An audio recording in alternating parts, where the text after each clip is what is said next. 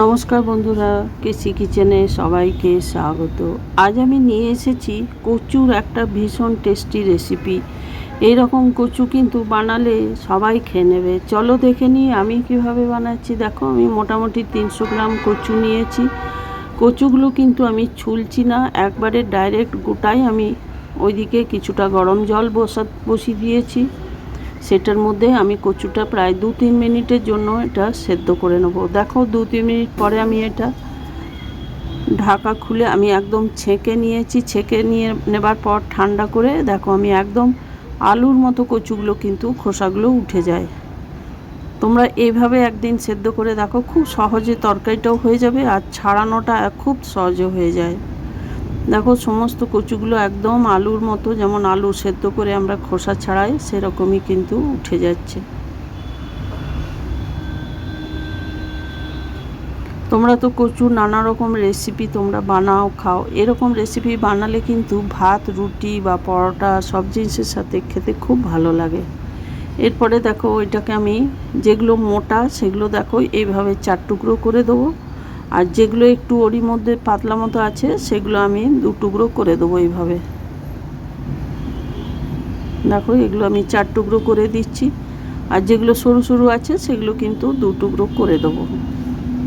দেখো, সমস্ত কচুগুলো আমি এইভাবে কেটে নিলাম ছুরি দিয়ে। আর একটু ভাপিয়ে নিলে কচু কিন্তু রান্নাটা খুব সহজে হয়ে যায় আর ঝরঝরেও হয় তরকারিটা। এরপর একটা আমি কড়াই ওইদিকে বসিয়ে দিয়েছি। কড়াইটা গরম হয়ে যাওয়ার পর 2 চামচের মতো সর্ষের তেল দিলাম। একটা শুকনো লঙ্কা 2 টুকরো করে দিয়ে দিলাম। এবার আমি 1 চামচের মতো গোটা জিরে ফোড়ন দিলাম। হাফ চামচের মতো জোয়ান দিয়ে দিলাম। এটাতে কিন্তু, এই ভাজাটাতে কিন্তু জোয়ানটা অতি অবশ্যই দিতে হবে। তার সাথে দিলাম হাফ চামচের মতো হিং। তেলের মধ্যে হিং আর জোয়ান দিয়ে দিয়েছি। এবার এটাকে একটুখানি কয়েক সেকেন্ডের জন্য নেড়ে চেড়ে নিলাম। নেড়ে চেড়ে নেবার পরে একটা পেঁয়াজকে কেটে রেখেছি ওইদিকে, সেই পেঁয়াজটা আমি দিয়ে দিলাম। পেঁয়াজটা দিয়ে দেওয়ার পর পেঁয়াজটা বেশ ভালো করে কিন্তু ভেজে নিতে হবে।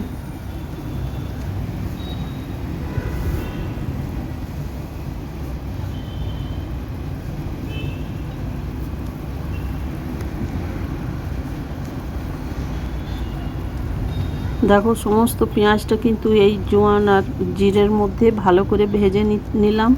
ভেজে নেবার পরে ওইদিকে যে কচুগুলো আমি কেটে রেখেছি সেই কচুগুলো আমি এটার মধ্যে দিয়ে দিলাম। তেলের মধ্যে দিয়ে দেওয়ার পরে এটাকেও বেশ ভালো করে ভেজে নেব কচুটা। দেখো, কচু আগে সেদ্ধ করে খোসা সমেত সেদ্ধ করে নিয়েছি, কত ঝরঝরে হচ্ছে ভাজাটা, একদম একটুও চিটে যাবে না কড়াইয়ের মধ্যে। এরপরে দেখো, এর মধ্যে আমি পরিমাণ মতো নুন দিয়ে দিলাম। তোমরা যে যেমন নুন খাও সেই আন্দাজ করে তোমরাও নুনটা দিও। এরপরে আমি হলুদ দিয়ে দিলাম 1 চামচ। নুন হলুদ দিয়ে দেওয়ার পরে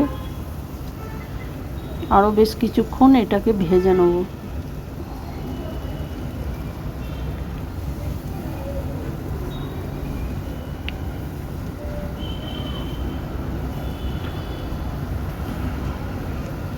আমার রেসিপি যদি তোমাদের ভালো লেগে থাকে তো লাইক, শেয়ার ও কমেন্ট অতি অবশ্যই করে দিও। নতুন বন্ধুদের সাবস্ক্রাইব করার অনুরোধ রইল।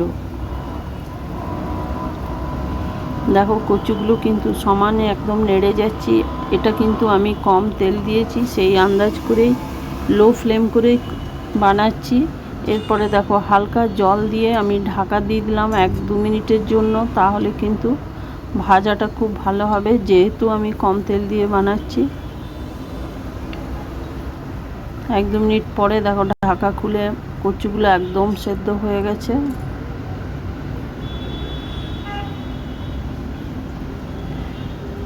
এরপরে এর মধ্যে আমি 1 চামচের মতো আদা গ্রেট করে দিয়ে দিলাম। এটাতে কিন্তু আদাটা গ্রেট করেই দিতে হবে, তাহলেই কিন্তু এটা খেতে ভীষণ ভালো লাগে। পেস্ট করে কিন্তু না দিলেই ভালো, বেশি ভালো। গ্রেট করে দেওয়ার চেষ্টাটাই করবে, বা থেতো করে দিলেও চলবে। আদাটা দিয়ে দেওয়ার পরে দেখো, এটাকেও 1 মিনিটের জন্য আমি ভেজে নেব।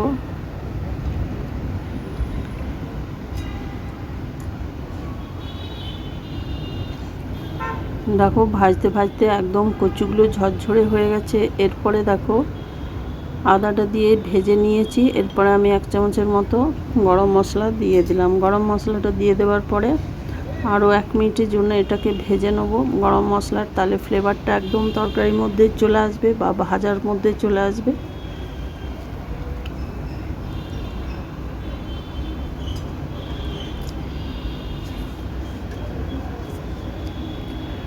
দেখো তরকারিটা আমার হয়ে এসছে। এরপরে আমি কিছুটা ধনেপাতা ওপর থেকে ছড়িয়ে দিলাম। ধনেপাতাটা ছড়িয়ে দেওয়ার পরে এটাকে আরেকটুখানি আমি এটা কষিয়ে নেবো। তাহলে কি হবে, কচুর মধ্যে একদম ধনেপাতার যে গন্ধ, একটা ফ্লেভার খুব সুন্দরভাবে চলে আসবে।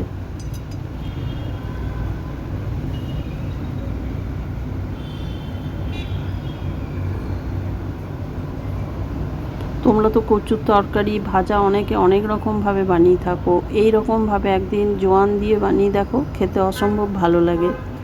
বাচ্চা বড় প্রত্যেকেই খেয়ে নেবে। এটা খুব সহজে হয়ে যায় যদি প্রথমে সেদ্ধ করে নাও। এরপরে দেখো ভাজতে ভাজতে আমার রান্নাটা হয়ে গেছে। এবার আমি গ্যাসটা বন্ধ করে দিলাম। গ্যাসটা বন্ধ করে দিয়ে আমি বেশ কিছুক্ষণ ঢাকা দিয়ে এরপরে রেখে দেবো। ঢাকা দিয়ে রেখে দেওয়ার পরে দেখো আমি ঢাকা খুলে দেখাচ্ছি কত সুন্দর আর কত টেস্ট হয়ে, ভীষণ টেস্ট হয়েছিল। তাই আমি তোমাদের সাথে এটা শেয়ার করলাম। তোমরা সকলে ভালো থেকো, সুস্থ থেকো। ফিরে আসছি পরের কোনো রেসিপি নিয়ে। ধন্যবাদ।